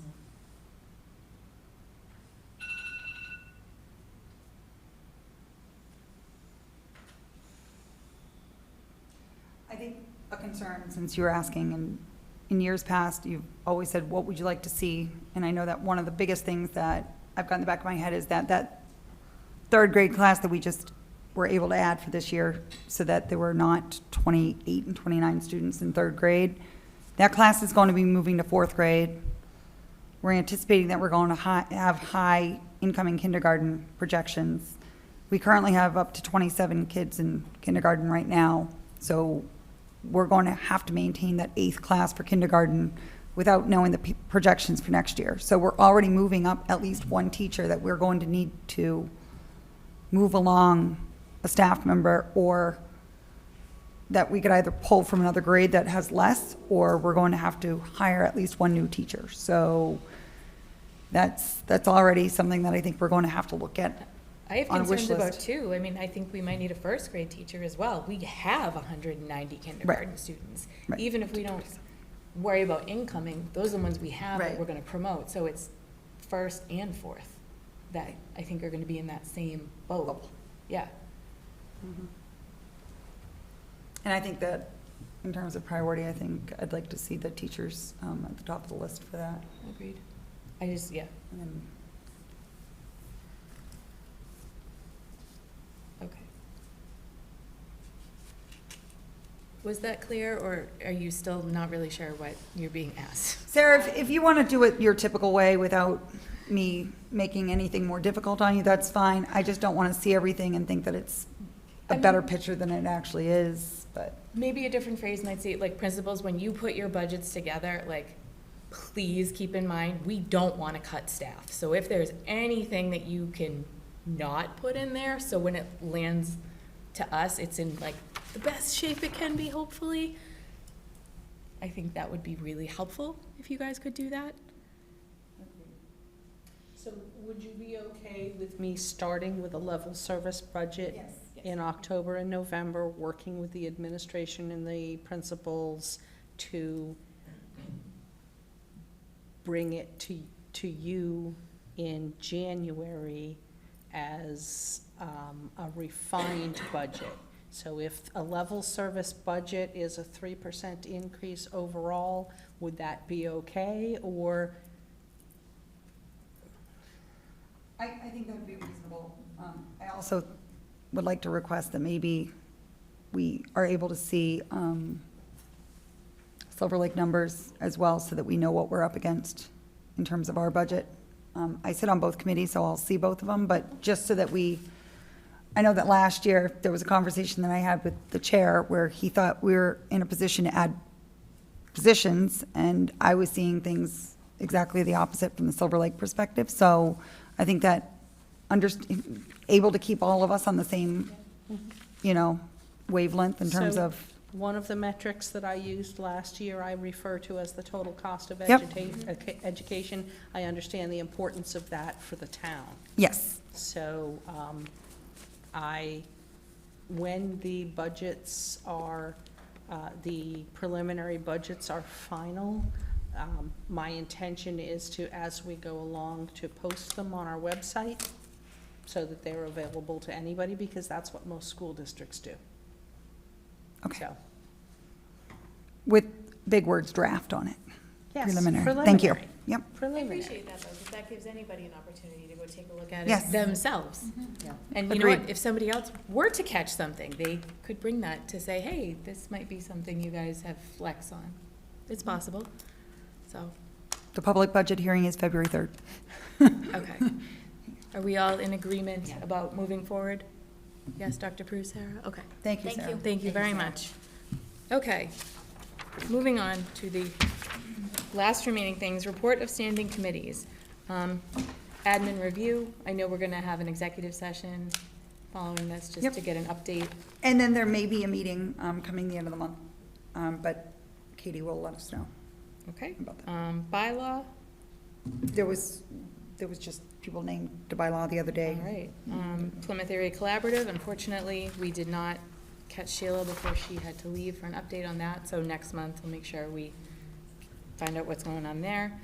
Union 31, We met and we'll provide an update in executive. okay. Negotiations, I don't believe we've been, we have not met. nope, I don't believe we've been addressed yet for next year. We have support staff. Okay. Budget advisory, You've been advised.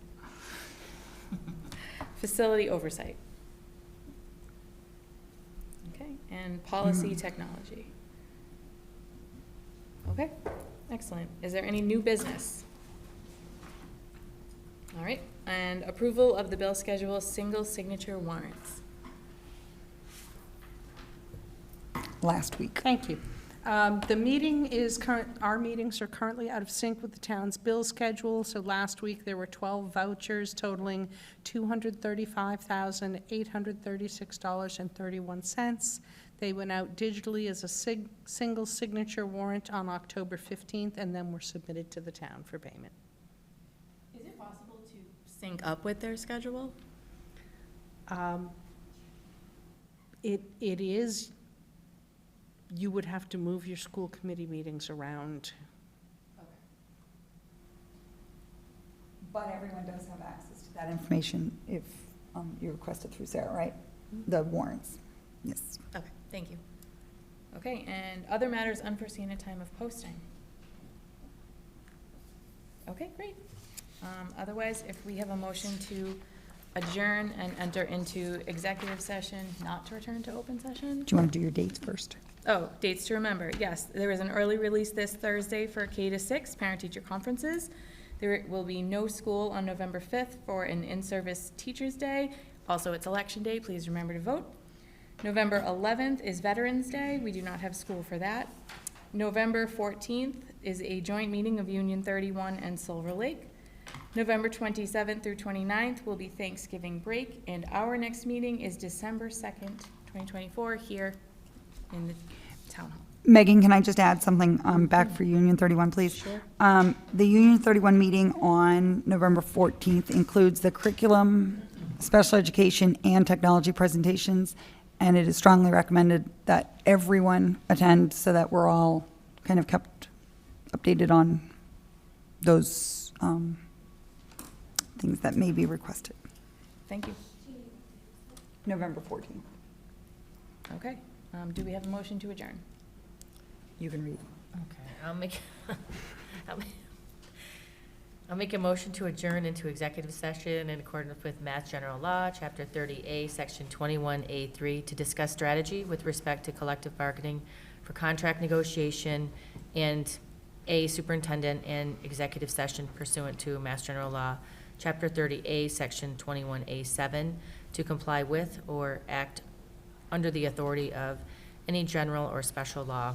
Approval of executive session minutes from June 24th, 2024, and September 16th, 2024, not to return to session. Second. Okay. Roll call vote. Tricia Arietta? Yes. Jeannie Coleman? Yes. And I am also a yes. Thank you, everybody, for your time and information. We appreciate it. Cancun afterwards, if you want to go. Have a good rest of